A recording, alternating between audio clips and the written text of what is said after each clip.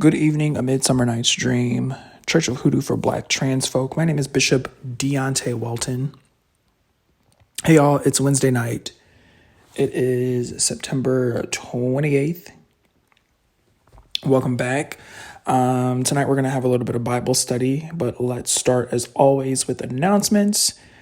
So we're going to continue with this format of this uploading schedule of Wednesday nights for Bible studies, Sundays for Hoodoo service. But I really do want to apologize for the handful of people who are really tapped in, who come and watch religiously, who are waiting for me to post videos, who give me those first initial views on the first day that I post. I want to say thank you so much. And it's my goal to post 2 videos weekly for y'all, but I don't always achieve it or get to it. The last video I posted was a couple of weeks ago, so I do apologize about that, but we'll get a little bit more into that and to why I missed posting on those days. It has a lot to do with my message today. Tip, tithes, and offering. Please, the reason why we do tips, tithes, and offerings is because this is part of my income. I'm not on I'm self-employed, so all of my fundraising, crowdfunding, is done through my ministry, through my content, through donations and tips and monetary gifts that are given for co-hotel, as well as for my spiritual guidance. Those are literally my only incomes. So this is why tips, tithes, and offerings are super important. Tips are, I usually think of tips when I think of newcomers. If you watched a video one time and you were incredibly inspired by it, or if this is your second or third time coming back to my work and you'd like to give a gift, a monetary gift, then a quick tip is very easy to give using cash.app/FEMNETCO. That's cash.app/FemNetCo. Or if you're a recurring member, someone who's been with the ministry and who has been listening to me for quite a while, some time, you can make the commitment to give a recurring tip or a tithe, as we like to call it. And you can do that at patreon.com/FEMNETWORK. That's patreon.com/FemNetwork.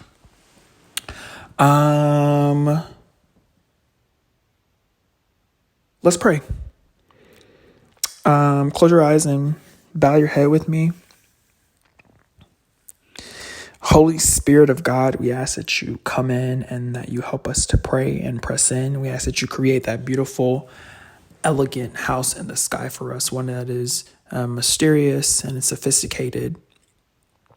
We ask that you set a table there, and we ask that you just prepare a space that is strong enough, that is wide enough, and that beholds the preciousness and the beauty that I know is owed to not just myself, but to my followers. We ask that you build up that table for us to sit and eat and be granted nourishment. And we ask that you give us that space for not only my spirit guides and my ancestors, but also the angels and the guides and the ancestors of everyone watching. We ask all of these things in your child's name. Amen. Amen and Ashe. Oh, Lordy. It's not that things are complicated for me lately. I'm only making things complicated. Because I got to a point where I felt that okay, if people don't understand me, then I'm going to make them understand me. And that's where I messed up.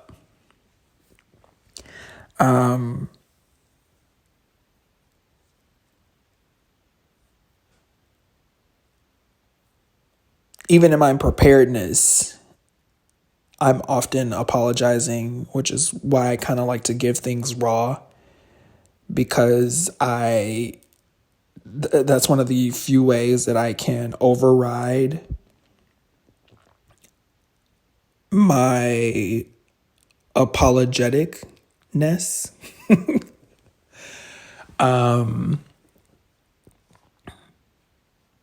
And so I'm really at a place where I'm at a pause because I'm learning how to accept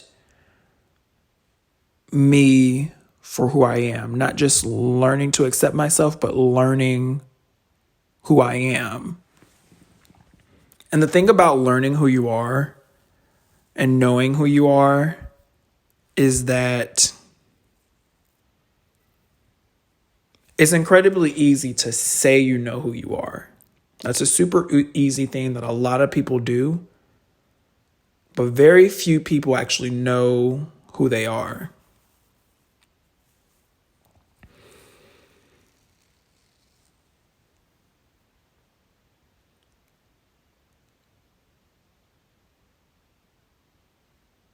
It's not a judgment. It feels like a judgment. My body and my mind, or my mind is afraid, my ego is afraid of sounding judgmental right now. But a lot of people at this time, anywhere, even within the Black trans movement that's happening in an African traditional space right now, a lot of people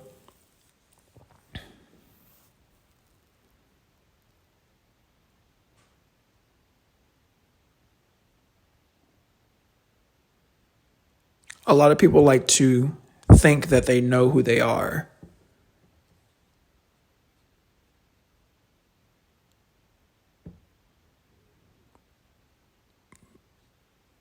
But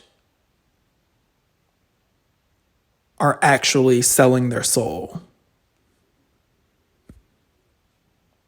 And we'll get more into the devil and that path and selling your soul. We'll talk about that more in another sermon. But I just want to say that, like, you can sell your soul, so to speak, but there's not really a devil to be afraid of. That's my ministry. That's what I teach. And another reason why things are so turbulent for me in my life is because you'll see a couple of weeks ago was the last video I posted about pushing through my fears. It's not so much my fears that are making things turbulent.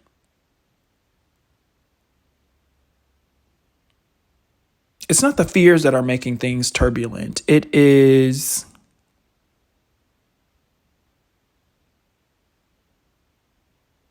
my understanding and awareness of them, and the action that I'm taking, or the lack of action that I'm taking, the action that I'm afraid to take, that is surrounding the awareness of those fears.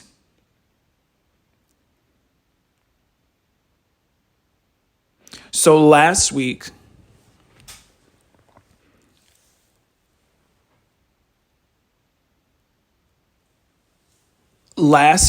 what I experienced, I'm sorry, not last week, but 2 weeks ago when I posted pushing through my fears, 2 weeks ago, what I experienced was a heightened awareness of my fears. And I don't think that my fears will ever disappear. Not really. I think that I'll just gain new perspectives of the awareness of that knowledge. The perspective that I have had recently, and probably the perspective that I still sort of have now, but it's changing, it's shifting, is that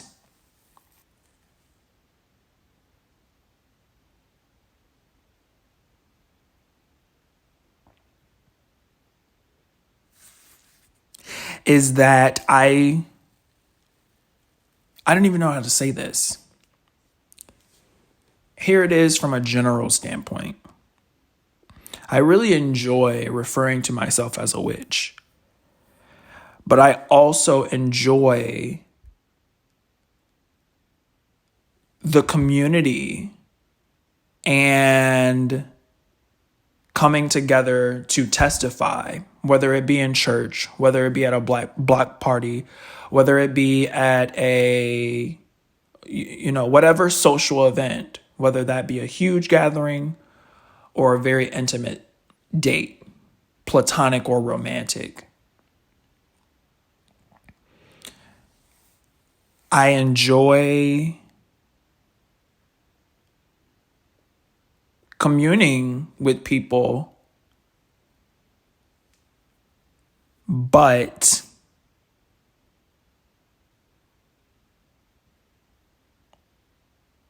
I also fear judgment. And so I have coagulated. I've coagulated this narrative about witchcraft. And I do believe that this is what witchcraft actually is. I actually don't believe in the narrative that witchcraft is serving the devil. I think that that's actually incredibly different from witchcraft. There's witchcraft and then there is bigotry. And it may be that these definitions were swapped, or that these definitions or these words had different meanings at some point. Maybe, highly doubtful, but basically I believe that I am good and can still call myself a witch, because I cannot be manipulated or controlled by fear by a congregation. Okay, does that make sense? This is where I am in my life, and I'm reiterating this story about my life and my experience to help you in your walk. 2 weeks ago, I spoke about the last video I uploaded was a Bible study about pushing through my fears. And one of my fears is receiving judgment for the way I identify. Whether that be as a witch or as a Black trans woman, for me, they're interchangeable. It's kind of, they are very much married to one another, and they do a dance where it really doesn't matter who's doing who in that relationship. The witchcraft is the story, and it's also my ID.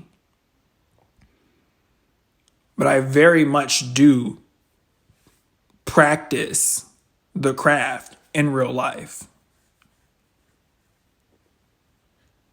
I do root work. I do divination. I speak to my ancestors.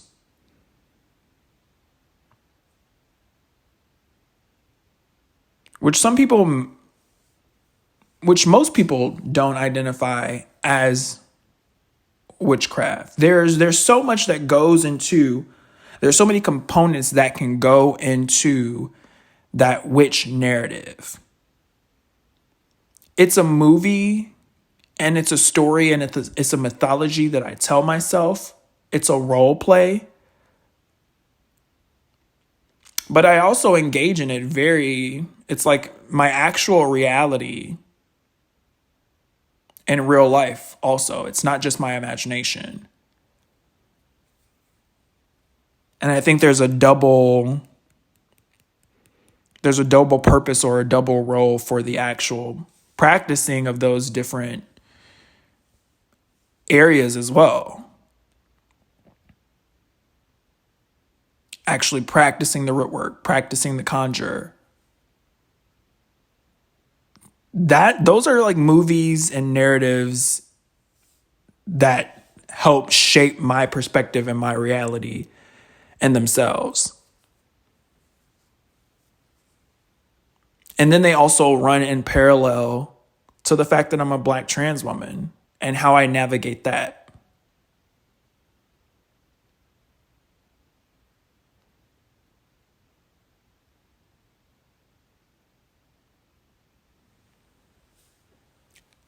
And so throughout my more than 8 years with the experience of Hoodoo, I've definitely have suffered from the illusion or the ideas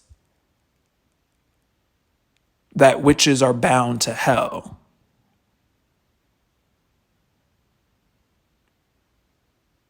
And I've rationalized it with myself, and I got over it and I moved past it.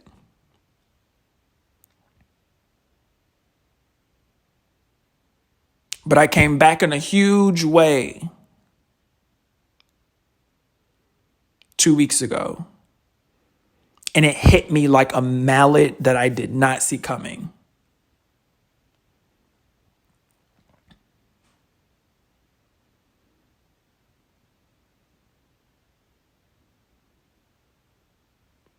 And so I have forgot that it's a commitment that I have to make every day. It's a decision and a thing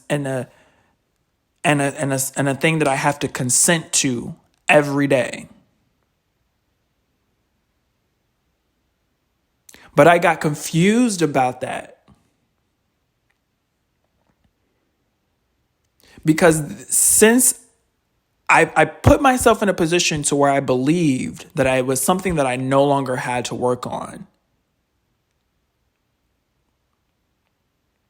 I was taking it for granted.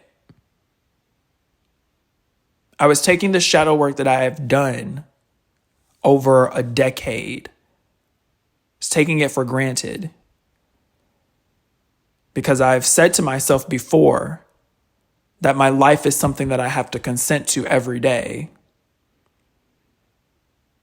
And so I forgot when yet again, 2 weeks ago, it became apparent to me again that my life is something that I need to consent to. But the cherry on top, that little added spice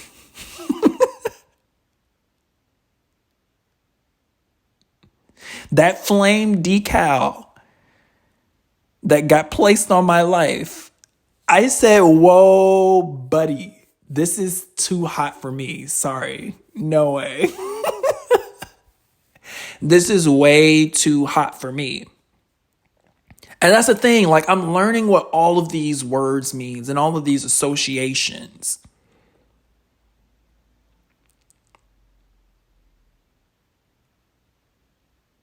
I'm learning why it's called a bad bitch.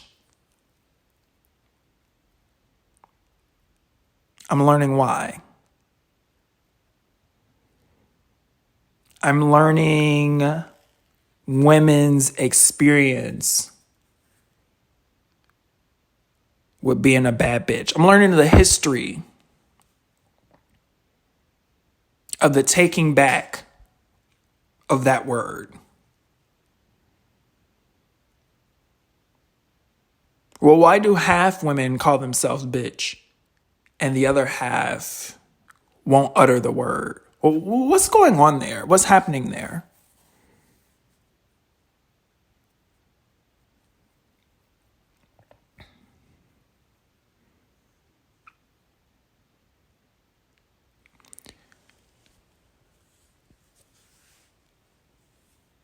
I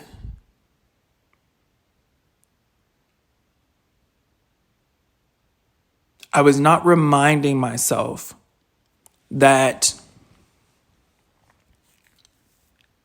my life is something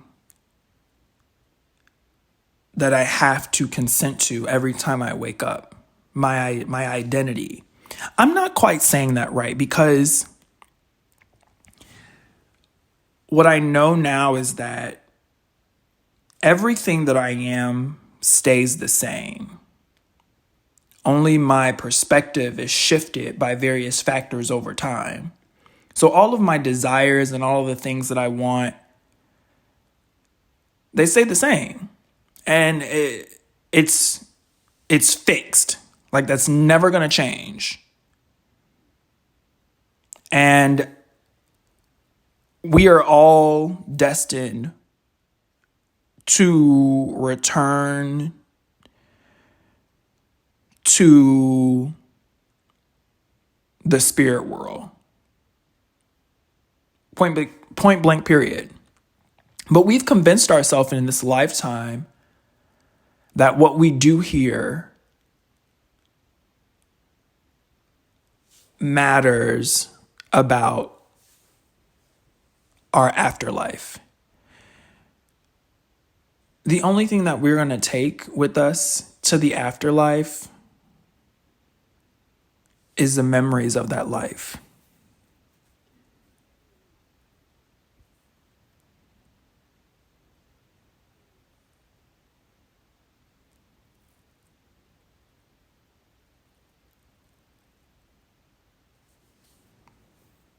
Now, I say that, but I don't even know what that means yet.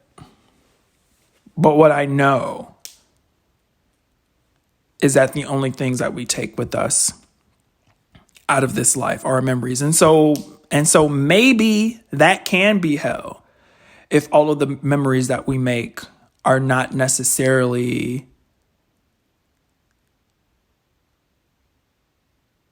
aligned with the things that we desire, if we never really fully realized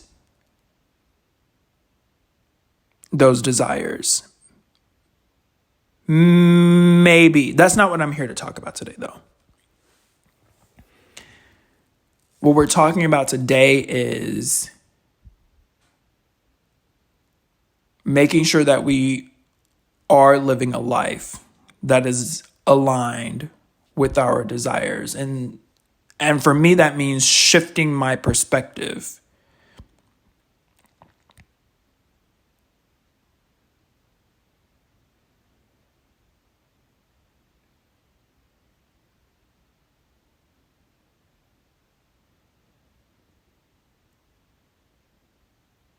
Let's bust out some notes, because Spirit wants me to deliver this thing. This is like the umpteenth take. And what I'm trying to avoid is too much space where I'm not really getting to the point. So let me share some notes with you. This is an exercise that I actually did earlier, where I wrote the feelings that I was feeling, but then was tasked with juxtaposing those feelings and searching for the reality as opposed to what I'm feeling. And now the reality is going to be aligned actually with the things that I want for my life, for myself in my life, with the things that I know that my life is and that I know that I am. And so here, the first one is exactly what I've just explained to you all about my experience. So I have a table. It's separated between two parts: how I feel on the left side and then the reality on the right side. So here's number one of how I feel. I desire to be a witch without serving any demons or the devil, and without the rumors that I serve demons, devils, and and am destined for hell, right? So that's how I felt. Those are the fears that I was feeling. Okay? That's how I felt, and those are the fears that I was feeling. And let me tell you, baby, the flames are too hot. I'm like, I was so frustrated, but I'm not even frustrated with like this idea of hell or like this idea that I'm going to hell. I don't even think like no. That's a very old experience.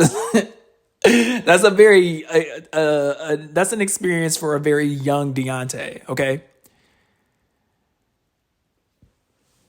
The pain and the suffering is not even coming from the image of hell this time. The pain and the suffering is coming from an awareness and a frustration like, damn it, haven't I been through this? And a fear that, damn, if I've been through this, but I'm coming back to it, does that mean that I am really going to hell? Oh my God. You know? Like that was very real for me.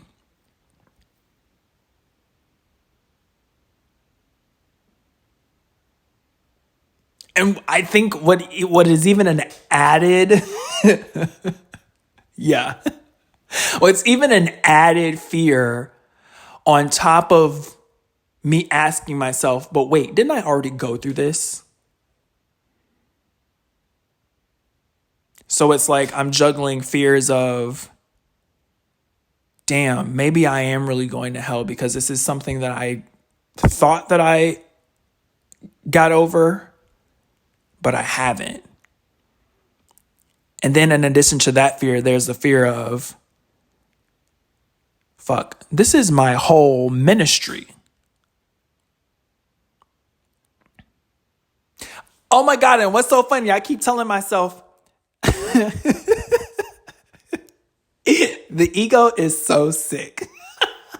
And then my ego keeps reminding me, my ego keeps saying, yeah, you committed to it. You committed to it. And I'm having these confusions with the parallel of owning being a witch and commitments that I'm making to feel more a part of humanity. Is that what I'm trying to say? Or no, society. It's not humanity, society. So I made the commitment to myself like, okay, you never stick to anything and you feel like you haven't accomplished anything in life. And the reason why I feel like I haven't accomplished anything in life is because I haven't been identifying as a witch, okay? It's because I haven't been being myself.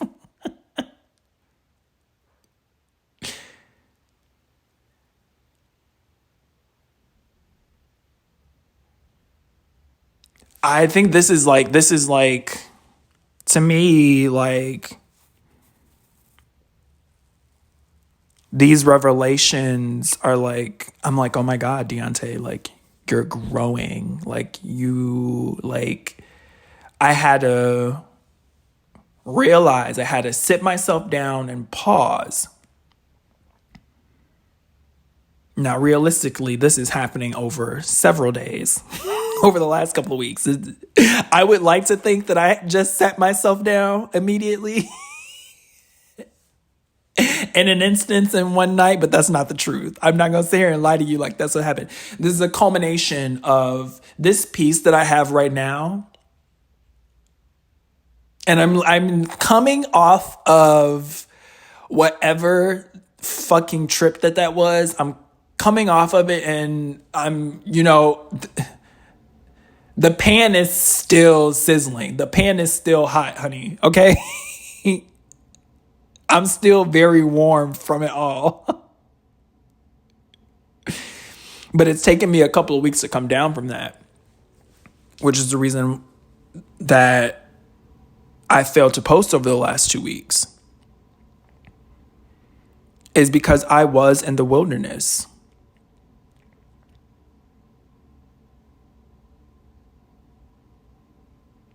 I'm faced with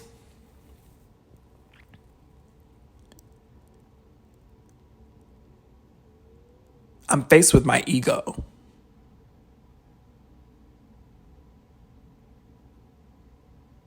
And I keep trying to give y'all this thing straight, but maybe I need to give it in reverse.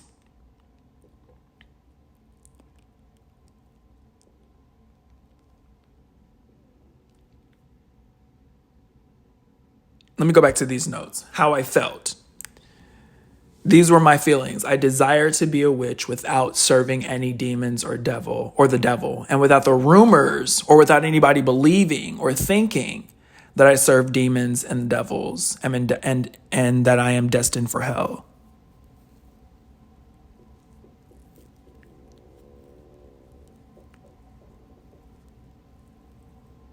And what you have going on, and even now what's still happening is I have my ego. Like, are you sure? Are you sure? You sure? You sure?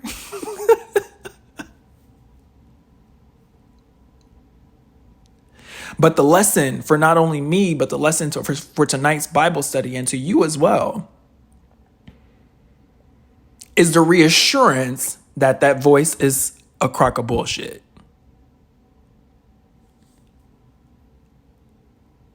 That's the meat of it. That's the huge part of the message that I'm really failing to articulate.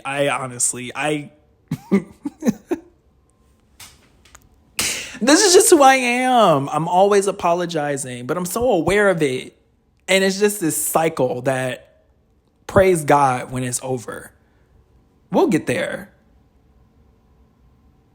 But right now, it's part of who I am.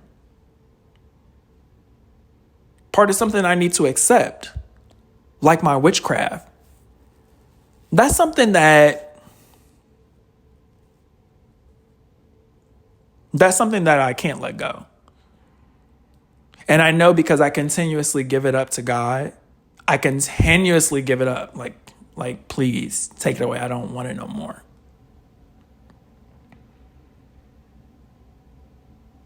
I continue to sacrifice it.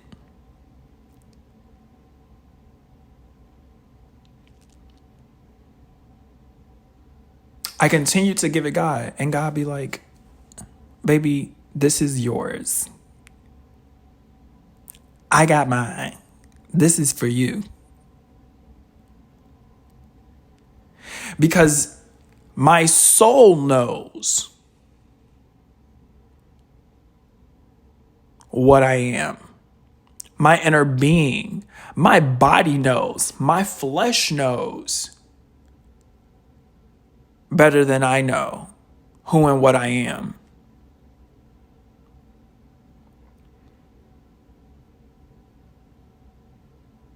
And it's something that is antithetical to whiteness and to transphobia.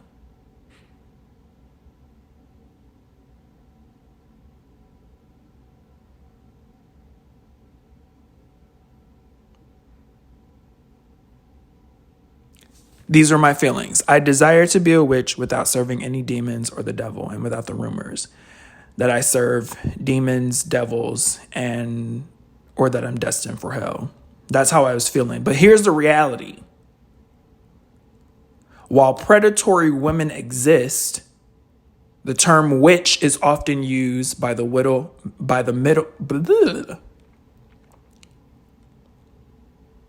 While predatory women exist, the term witch is often used by the white middle upper class to demonize indigenous practices especially those of women, and therefore I'm empowered when calling myself a witch because I am not controlled by bigotry. Let me do the whole thing one more time.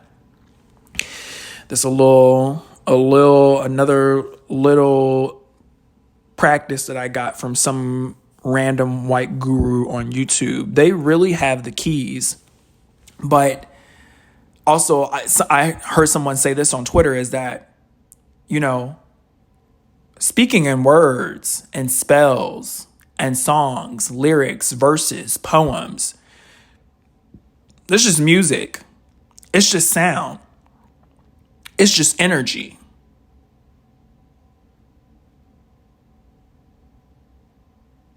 But who's pointing the energy? Where are they pointing the energy? And, what's their intent in the energy?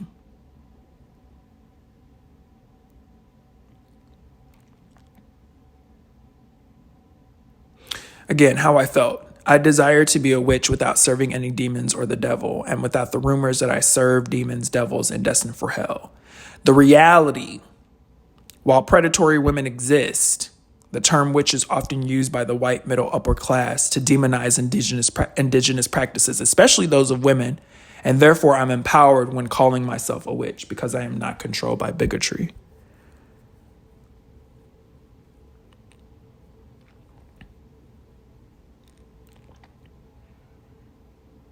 It's been a lot for me to handle. It's been a lot for me to handle. Let me tell you what's going on here.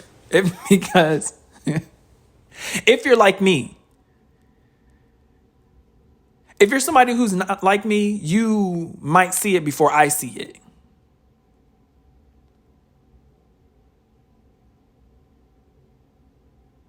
But if you're like me, let me tell you what's going on here. The reality is that I was raised in a Christian home. The reality is that I'm a good Christian girl. The reality is I'm a good church girl. There's no coincidence about Beyonce's new song, Church Girl, and actual church girls. It's no coincidence. She is going through the same thing, same walk.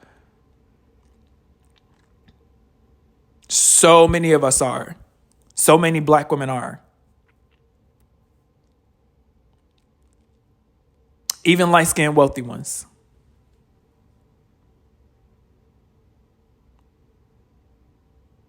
The reality is I was actually raised in the church.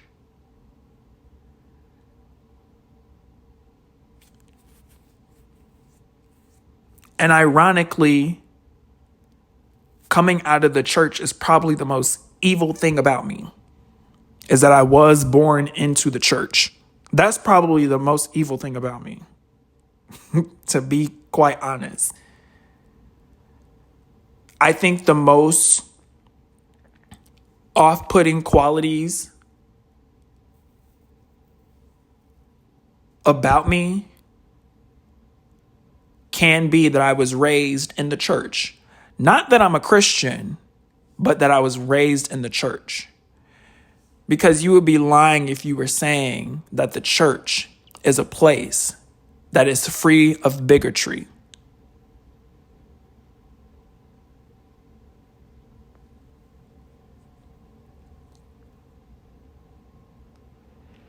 Just listen to all the contradictions. There's so many contradictions floating in the air. And that's the thing about this world as well. The contradictions they're perfect for the black trans woman.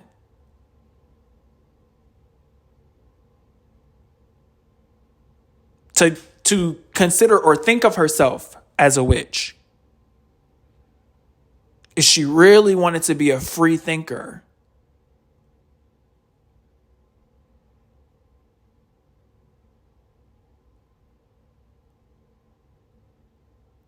the contradictions and the convolutions and the messiness, the lines that cross.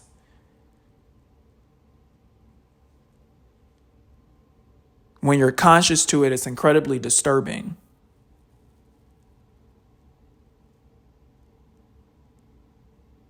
That a person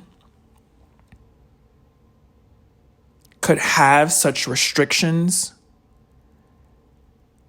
and debilitating thoughts and intrusive thoughts, and how a person could actually live hell on earth in fear of what the church teaches. Like it's maddening.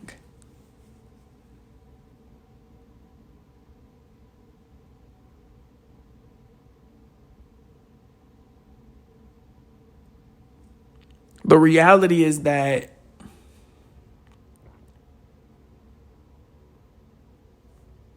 I don't even know how to make that come out of my mouth. The reality is that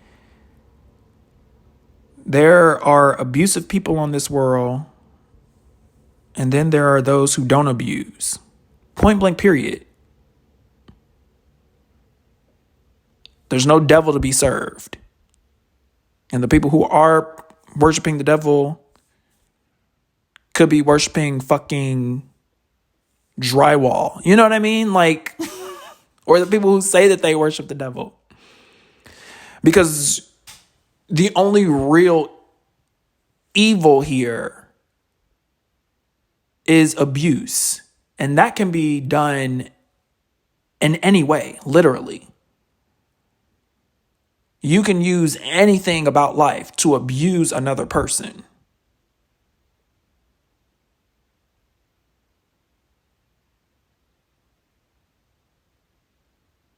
The church being a number one example.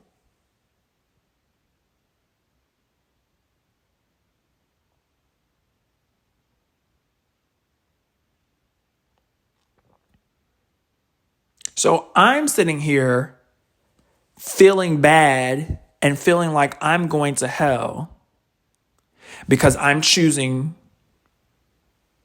me over society. Like, do you see how that works? Like, do you see how society is working in that way to keep people in bondage?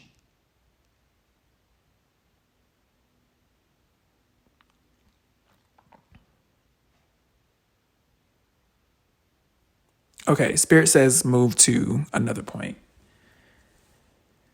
Here's another feeling. I am afraid of transphobic people.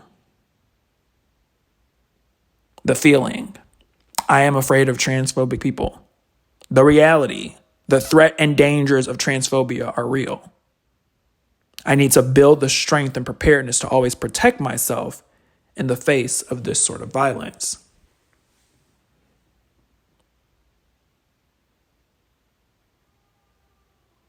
So maybe the witch narrative is a little difficult for you to understand. Here's something that's a little bit more simplified.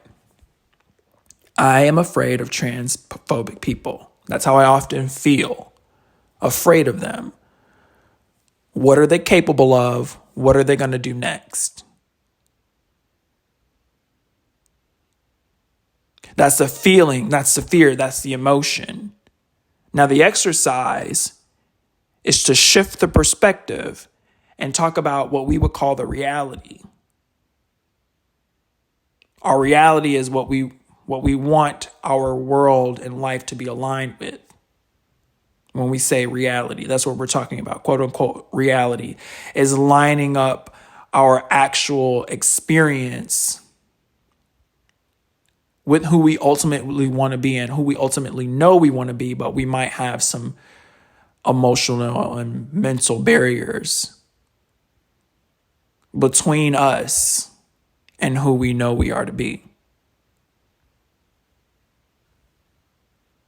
Again, The feeling. I am afraid of transphobic people. The reality. The threat and dangers of transphobia are real. Therefore, I need to build the strength and preparedness to always protect myself and feel confident in myself in the face of such bigotry.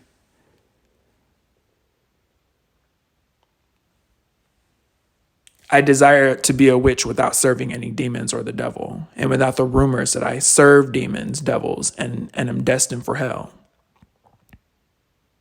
I have that desire because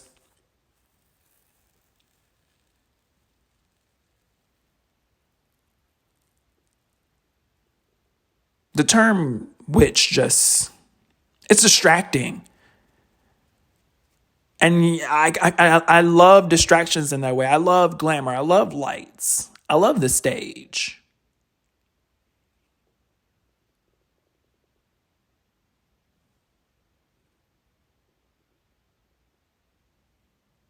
And what draws me to the term witch is the idea of powerful women.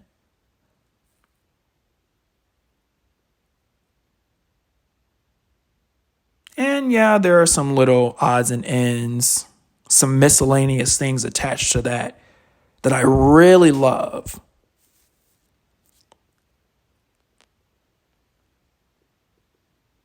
To some of the connotations stuck to witch. But mainly, I really love that term because it is used to identify, especially Black and Indigenous women who are free thinkers. Real free thinkers. I'm not talking about,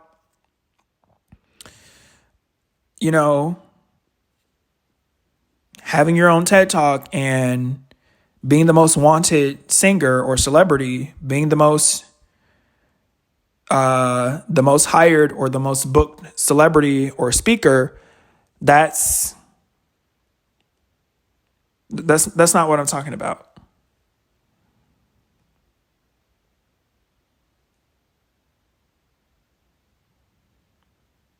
I'm talking about women who actually think for themselves, make their own personal goals and achieve those goals for themselves outside of what society expects of them.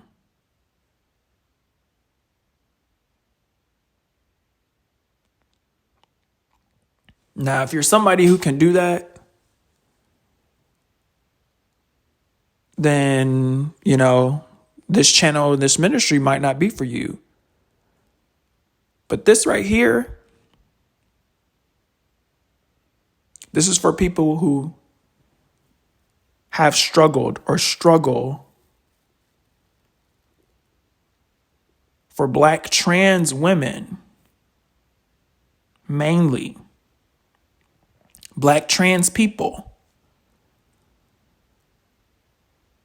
This is for us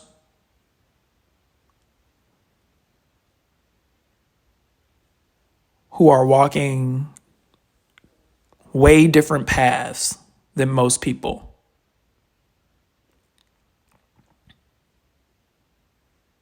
Let me give you the example of me. I am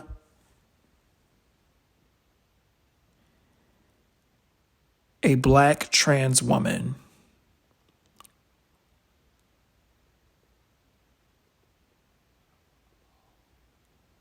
who is a witch or identifies as a witch who runs a Black church.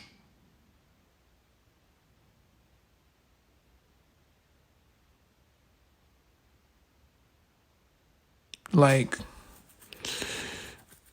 come on, do you hear yourself talking?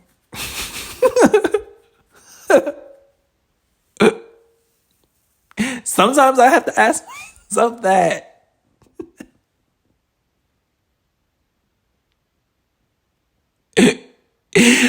No transphobia at all. But sometimes I have to call myself bro. Because sometimes that's the only way that I can come at myself. is with that sort of attitude. Like, come on, 101. Let's be real. Just me and you. I was talking to myself in the mirror. I like, come on, let's be real. 101. Let's be real. Is this really what you're doing?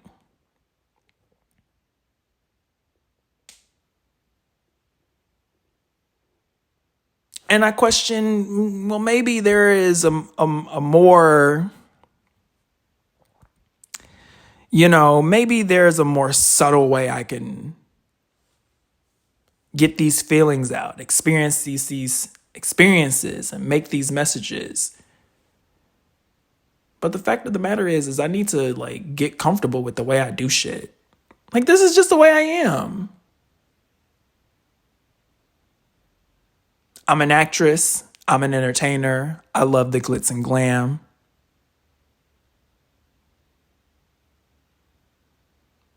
But I also love church.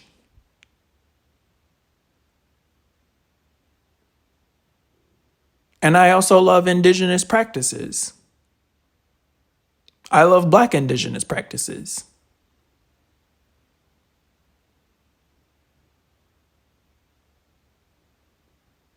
I need the structure of the church. I like the format, although I have some changes that I would like to make to it. I have changes that I have made to it.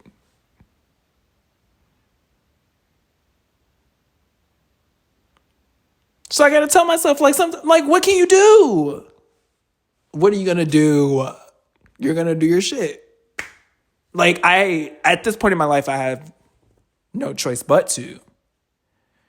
Because this is what I've always been destined to do, but it's incredibly asinine sometimes to think about it. So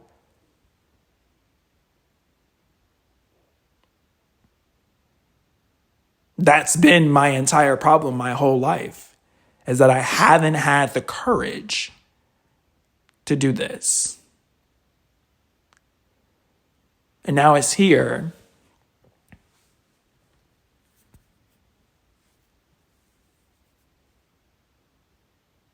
And I'm processing it.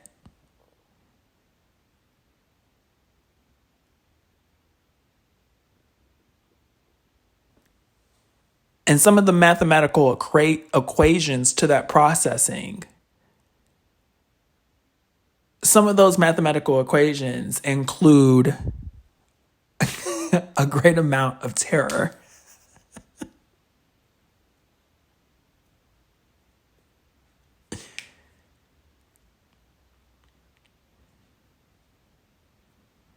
I hope this is helping somebody today. Like, it terrifies me. It terrified me. I'm going to say it does still terrify me. But I got to live my life. And I got to do me and I got to be me. I'm 30 years old. I've spent way too much of my life being what others expect of me and tell me that I have to do. Baby, I ain't got to do shit but be Black and die, okay?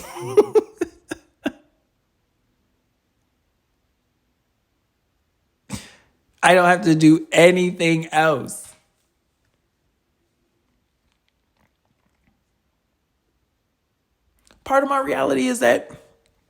Another part of my reality is that I don't work. I've spent most of my year in my bed, gladly.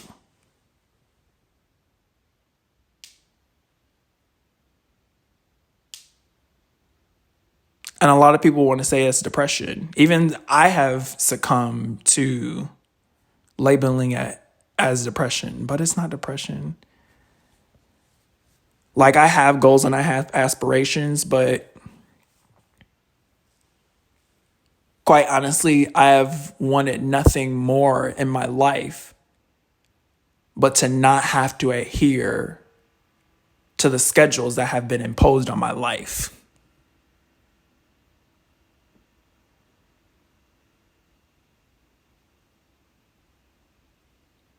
I had to acknowledge that, one, I'm super fucking petty. This is for all the days that I had to get up and go to school.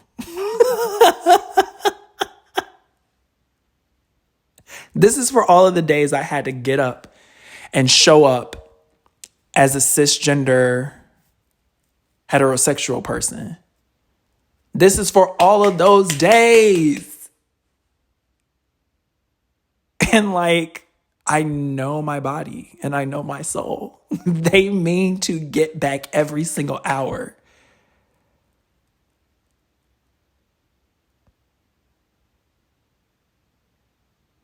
And in the past, it has discouraged me. And in the past, I have believed what other people have said. You need to do this. You need to do that. You need to get a job. You need to be successful. You need to contribute something to society. No, bitch, I just want to be useless. I don't want to be of use to anybody in this world who cannot acknowledge who I am. I hope to be incredibly useless.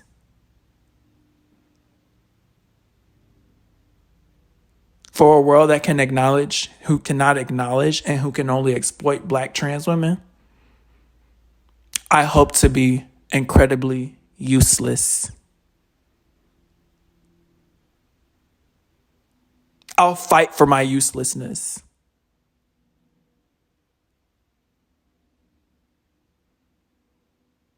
And I will do it in a way where I'm never showing up to a fight to your battlefield. You'll never catch me.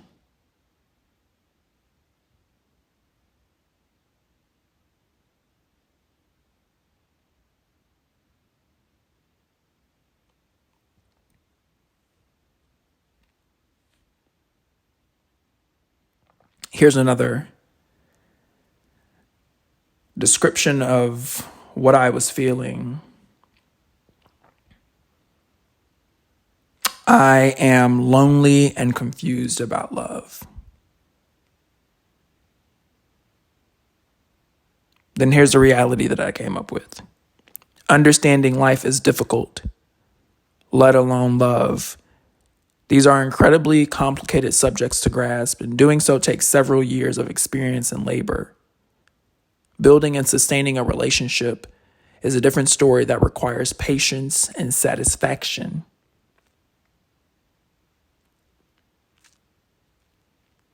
What I was feeling is that I'm lonely and that I'm confused about love. The reality is that I have been impatient.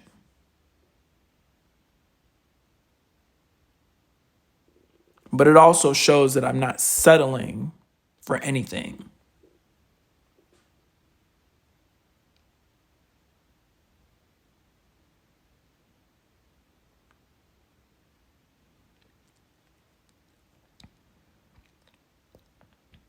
The reality is that I have felt lonely and I will feel lonely again. Trust and believe. The feelings will come back.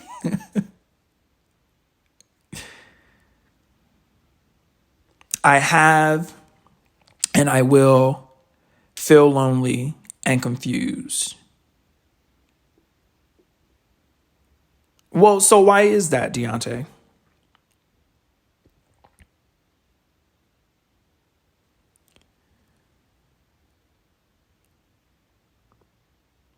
Because understanding life is difficult, let alone love. They're incredibly complicated subjects to grasp. Doing so takes several years of experience and labor.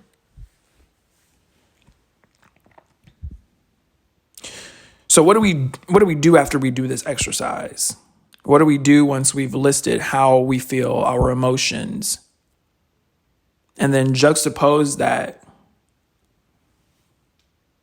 with what's actually going on? Because our pain and our sorrow and our grief and the suffering that we experience, they don't dictate who and what we are. So what do we do with that information that we came up with to juxtapose how we're feeling and how to tell the story of those feelings in a better light. What do we do with that information? We have to understand the exercise. We have to understand the shifting of the perspective, and we need to get used to shifting the perspective. That's why we do the exercise in the first place.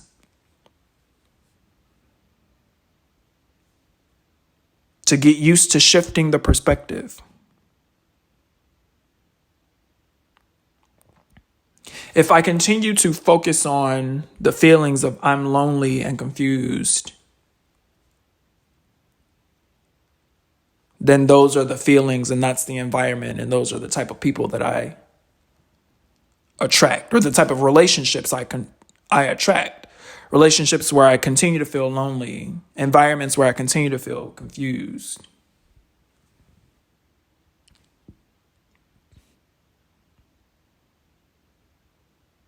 So when I write down that juxtaposition, it's an invitation into a new world.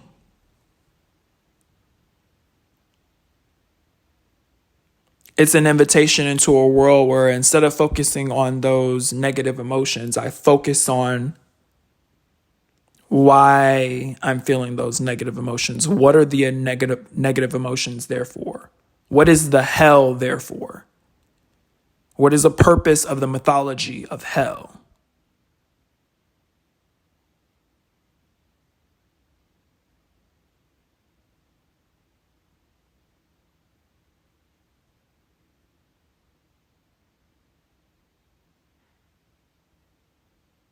What is the purpose of our dream world? What's the purpose of our nightmares? What's the purpose of the water? A lot of people are afraid of it. And it is incredibly destructive. But what is it there for?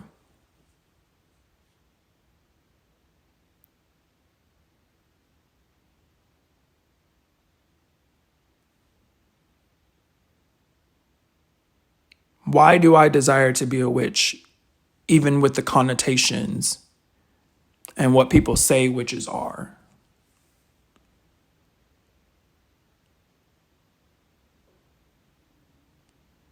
Why do I identify as so?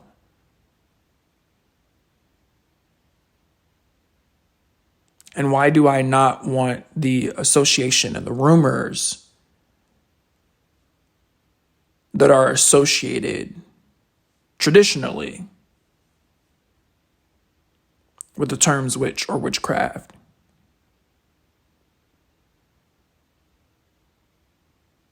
I'm drawn to it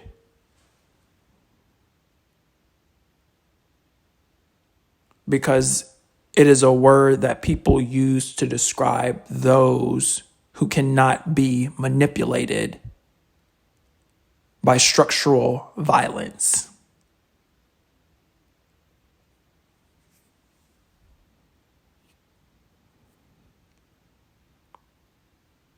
It's me saying, you will not manipulate me with fear.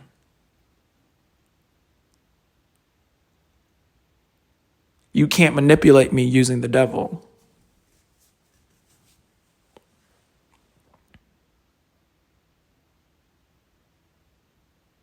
You can't tell me I'm going to hell.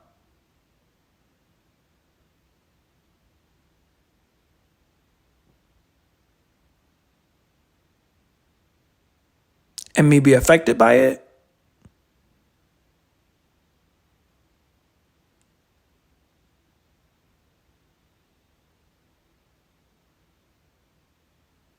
I really hope that I was able to get my message across today. I encourage you all to leave comments and testimonies.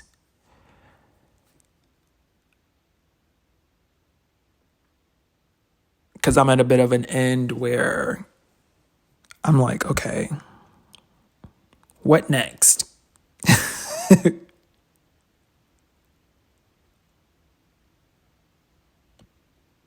I'm truly going with the flow here.